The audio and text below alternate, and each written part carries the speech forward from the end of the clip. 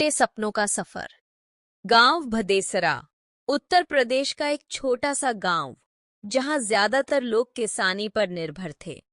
इस गांव में रहता था राजन, एक समझदार, मेहनती और पढ़ाई में होशियार लड़का। उसका सपना था एक दिन बड़ा आदमी बनना, कुछ ऐसा करना जिससे उसका गांव और उसके माता पिता गर्व महसूस करें। राजन का परिवार बहुत साधारण था। पिताजी खेतों में मेहनत करते और माँ घर का काम संभालती। घर में आर्थिक तंगी हमेशा रही, लेकिन कभी भी ईमानदारी और आत्मसम्मान के रास्ते से नहीं हटे। राजन बचपन से ही पढ़ाई में अव्वल था। गांव के स्कूल में हमेशा टॉप करता। जब 10वीं में उसे 90% अंक मिले तो पूरे गांव में उसका नाम हुआ। लोग कहने लगे, राजन तो अब शहर जाएगा, बड़ा अफसर बनेगा। यही वह समय था जब असली संघर्ष शुरू हुआ। इंटरमीडिएट की पढ़ाई के लिए उसे पास के शहर जाना था, लेकिन पैसे कहाँ थे। पिताजी ने एक पुरानी साइकिल बेची और माँ ने अपने बचाए हुए 2000 रुपये दिए, जिससे वह किताबें और यूनिफॉर्म खरीद सके। शहर की जिंदगी आसान नहीं थी। राजन एक छोटे से कमरे में 5 और लड़कों के साथ रहता था।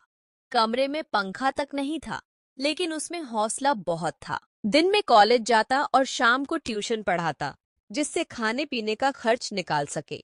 हर रात माँ को फोन करता और कहता, माँ सब बढ़िया है यहाँ। लेकिन एक दिन माँ की तबीयत बहुत खराब हो गई। पिताजी ने फोन किया, बेटा, माँ को जिला अस्पताल में भर्ती कराया है, लगता है ऑपरेशन करवाना पड़ेगा। उस वक्त राजन की आंखों में आंसू थे, लेकिन उसने रोते हुए भी खुद से कहा, कमजोर नहीं बनना, माँ के लिए मजबूत बनना है। राजन ने अपने ट्यूशन से बचाए हुए 7000 रुपये पिता को भेज दिए। खुद भूखा रहा, लेकिन पढ़ाई नहीं छोड़ी। 12वीं के बाद उसने दिल्ली के एक नामी कॉलेज में एडमिशन के लिए फॉर्म भरा और इंटरव्यू देने गया। वहां उसका चयन हो गया, फुल स्कॉलरशिप के साथ। लेकिन अब चुनौती थी दिल्ली में जीने की। दिल्ली की भीड़, तेज रफ्तार और चमकती दुनिया के बीच राजन जैसे लड़कों के लिए जगह बनाना आसान नहीं था। शुरू में लोग उसकी हिंदी बोलने की शैली पर हंसते, कपड़ों का मजाक उड़ाते, लेकिन राजन ने कभी पलटकर नहीं देखा। उसने किताबों से दोस्ती कर ली। हर दिन लाइब्रेरी में बैठकर घंटों पढ़ता। कॉलेज में तीसरे साल में उसे एक स्टार्टअप में इंटर्नशिप मिली। यहीं से उसकी जिंदगी ने रफ्तार पकड़नी शुरू की। राजन ने अपने आइडिया पर काम करना शुरू किया, एक ऐसा मोबाइल ऐप जो किसानों को सीधे मंडियों से जोड़ सके, ताकि बिचौलियों से बचा जा सके। इस ऐप पर काम करते हुए उसने कई गांवों का दौरा किया। कभी कभी ट्रेन की छत पर बैठकर सफर करता, कभी पैदल चलता, लेकिन उसकी मेहनत रंग लाई। 1 साल बाद उसे एक बड़ी फंडिंग मिली, 25 लाख रुपए की। अब राजन का सपना आकार ले रहा था। उसने अपने गांव लौटकर सबसे पहले अपने घर की मरम्मत करवाई, माँ को इलाज के लिए दिल्ली लाया और पिता को एक नया ट्रैक्टर दिलवाया। लेकिन सबसे बड़ी बात ये थी कि उसने गांव के कई युवाओं को ट्रेनिंग दी, उन्हें डिजिटल मार्केटिंग और ऐप यूज करना सिखाया। राजन की कहानी अब अखबारों में छपने लगी।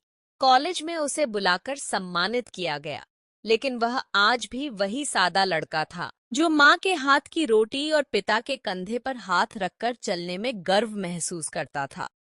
एक दिन उसके गांव के स्कूल से बुलावा आया, राजन, तुम हमारे बच्चों को अपनी कहानी सुनाओ, ताकि उन्हें भी प्रेरणा मिल सके।